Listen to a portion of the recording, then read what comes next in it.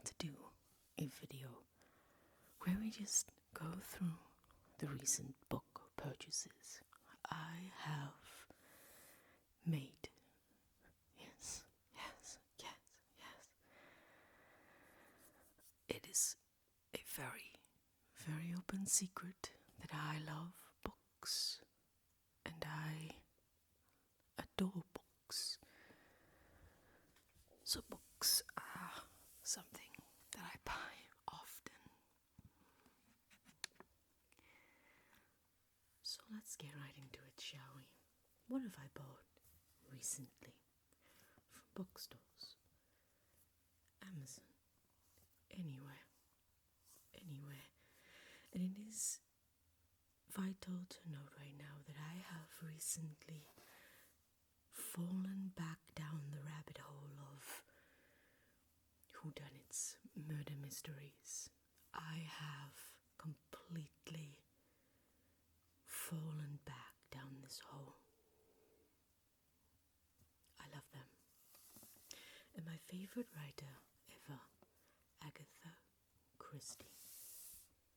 I know. How terribly cliche of me. I say with pride. But the most recent purchase has been this one, which I haven't read yet. Let's make sure it's in screenshot. Oh, it's actually quite a nice angle. I like that.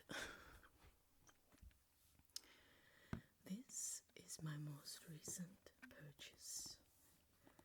It's so recent that I haven't even read it yet.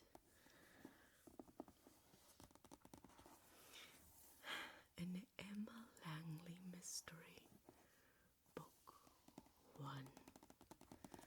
The Whitechapel Widow. Another thing about me. I am fascinated by anything Jack the Ripper related. Set it in a time when Jack the Ripper was prowling the streets of London. Title it this, and I'm there. I'm easy.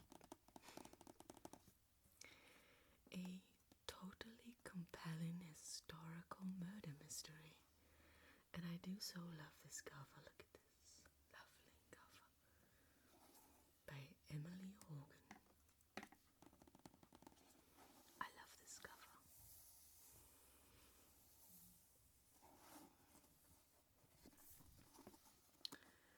The Whitechapel Widow. London hunts the Ripper. A widow hunts her husband's killer. London, 1888. While Jack the Ripper's reign of terror grips the city, Emma Langley's world shatters when her husband is found murdered in Whitechapel. But grief is quickly overshadowed by a startling discovery. William Langley was not the man she thought he was. She thought she knew. The background noise is a background noise, and again, it is what it is. As panic fills London's streets, Emma delves into her husband's secret life, uncovering a web of lies that stretches from glittering society draw rooms to the seedy gambling dens of the East End. Aided by Penny Green, a former reporter with a nose for trouble, Emma follows a trail of blackmail and corruption. But exposing her husband's killer could make her the next victim, and in the shadows of gaslit streets, a murderer waits, ready to strike again.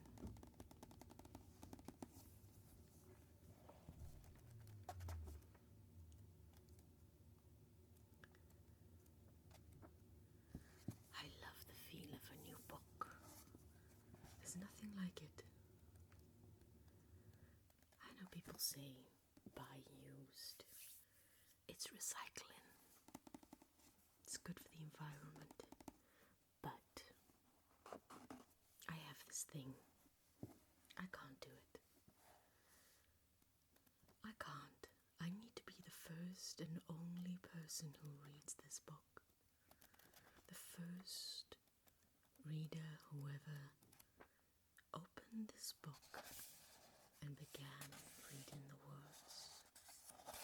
And every single time after, only my eyes behold the words. Next, we have an old favorite. It is. I'd like this angle, my goodness. Everyone else would probably hate it, including the algorithm, but hey, we can't please everybody. We have A Murder is Announced by Agatha Christie, and this is a Marple detective story, Miss Marple.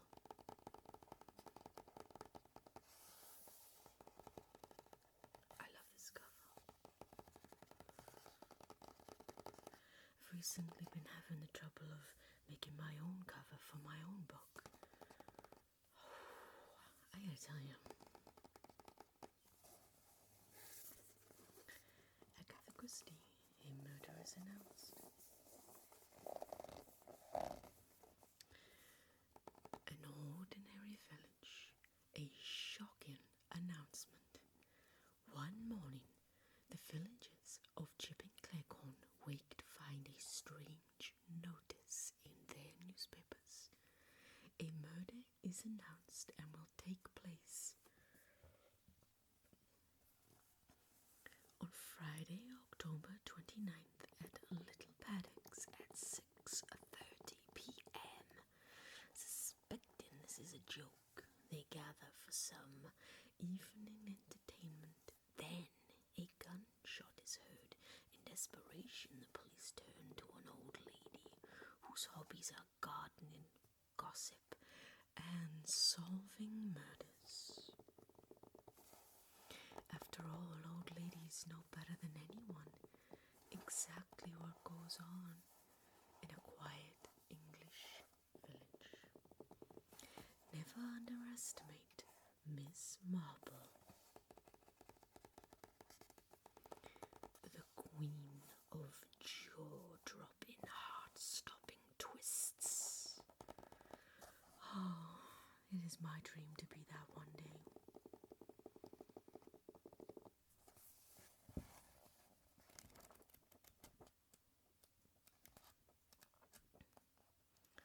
And again, this is also new.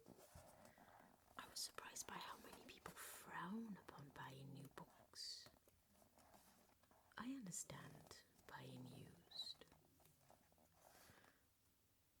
but I don't know.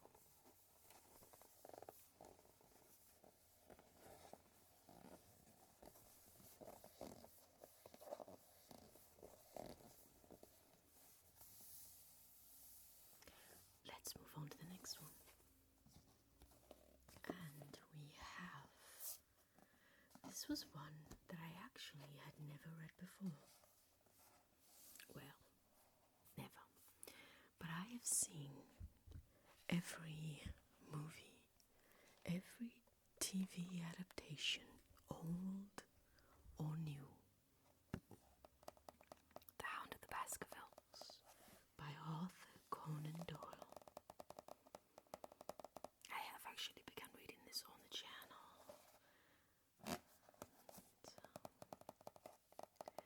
This wasn't the cover that was advertised when I ordered it, but I suppose the covers make no difference. It still holds the same story inside. The world is full of obvious things that nobody, by any chance, ever observes. Detective Sherlock Holmes and his faithful friend Dr. Watson have journeyed to the wilds of Dartmoor, ready to face their deadliest and most terrifying opponent yet, a spectral hound that howls for blood night. Legend has it that this hound has plagued the Baskerville family since the Civil War, and now Sir Charles Baskerville has been killed. A horrified expression on his face, and footprints of a hound nearby. Gripping and iconic, The Hound of the Baskervilles is one of the finest stories ever written.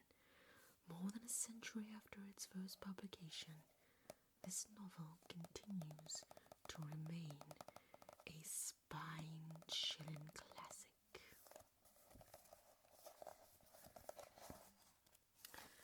I do love this book. I love the start of each chapter, it's just like this. I love it.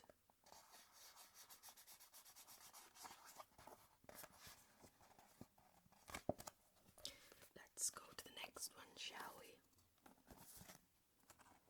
And the next one is another Miss Marples. This is the last Agatha Christie that I have purchased recently. And this one, I've never read before either, but I remember watching an adaptation on TV about maybe 8 years ago, with quite a star-studded cast. One being Natalie Dormer, and if Natalie Dormer is in anything, I will watch it. Why didn't they ask Evans? I love this. Look at this lighthouse. This is lighthouse on the circle. Why didn't they ask Evans? Agatha Christie. This is a very valid question to ask. Agatha Christie, why didn't they ask Evans? This is just the books. The Man in the Brown Suit, The Secret of Chimneys, The Seven Dials Mystery, The Mysterious Mr. Quinn, The Sitterford Mystery, The Hound of Death. The Hound of Death sounds suspiciously like the Hound of the Baskervilles. I didn't even know that was a thing. I'm gonna have to get that and read it and find out what's that about. It can't be bad if Agatha Christie wrote it. While playing an erratic role of golf, Bobby Jones slices his ball over the edge of a cliff. His ball is lost, but on the rocks below he finds the crumpled body of a dying man. With his final breath, the man opens his eyes and says, "Why didn't they ask Evans?" Haunted by these words, Bobby and his vicarious companion Frankie set out to solve a mystery that will bring them into mortal danger. A story that tickles and tantalizes, but never exhausts the reader's patience or ingenuity.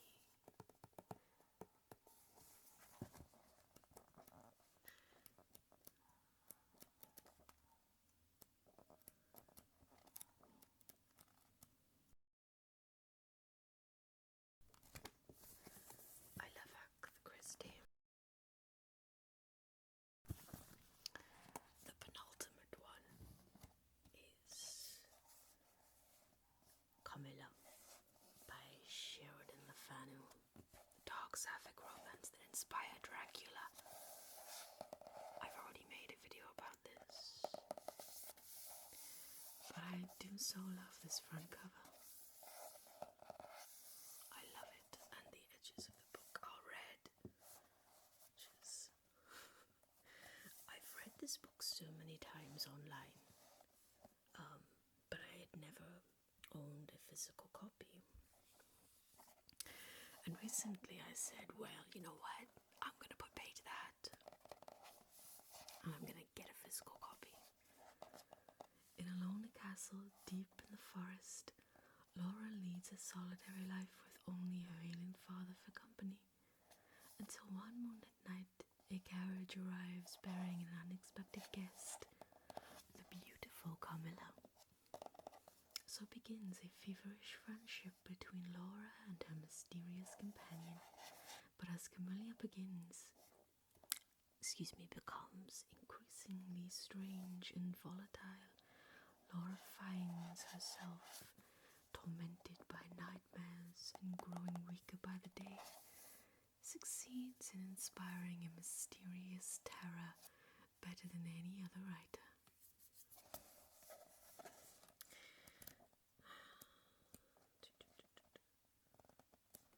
This is also a much better than Dracula, but nobody's ready for that conversation yet. I do also have Dracula. There are some books that if you love books, you just have to have copies of. This was the last but one book I bought. It is not a fiction, it is When Footballers Were Skinned. Mixing my love of books and football. Perfect. A journey in the search of the soul of footballs was basically about footballers and football before big money hit the game, John Anderson lovingly captures the post-war world of English football. He is too astute an observer to let the romance ever slide into sentimentality. John Anderson. Let's get that.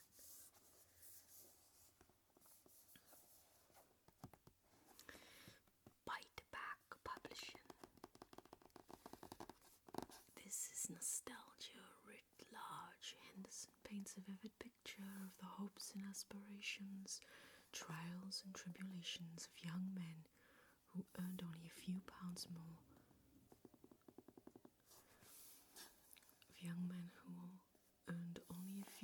On the pitch than their fathers had down the mines.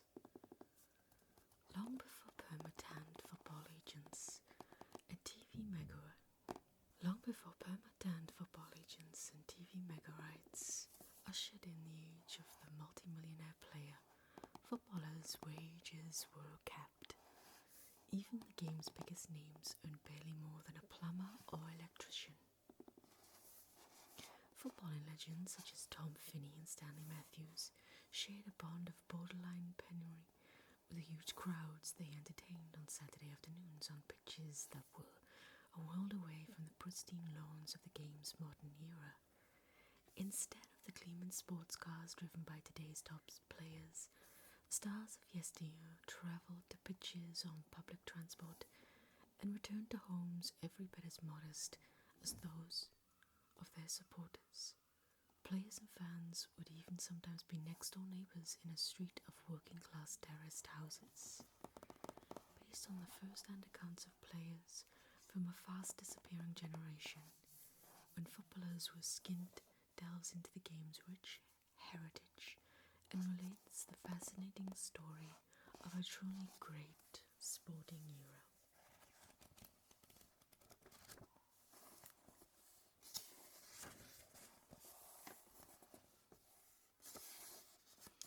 When the cup was king, too poor to play, too poor to retire. This book is dedicated to Jimmy Hill.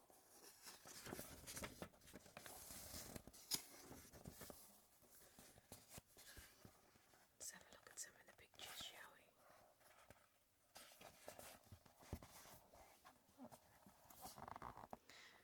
Jimmy Hill, 1949, at the age of 20.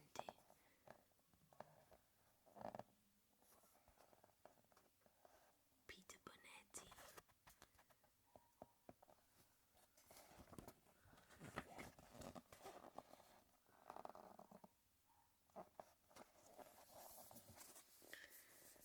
All right.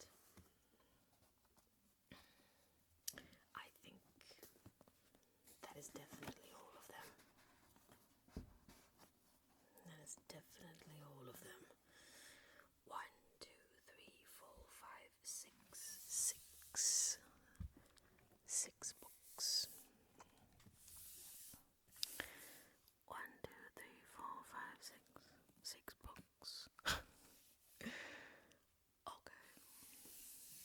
this is probably not even a great deal of books. I mean, I'm doing this on a great big budget. So, and that is the end of the video. And if you liked this video and you stayed long enough right to this point, thank you. Thank you very much. If you liked it enough to like the video, just get some interactions going on so you can tell the algorithm, hey, I like this video, and maybe other people will like it too. The algorithm will push the video more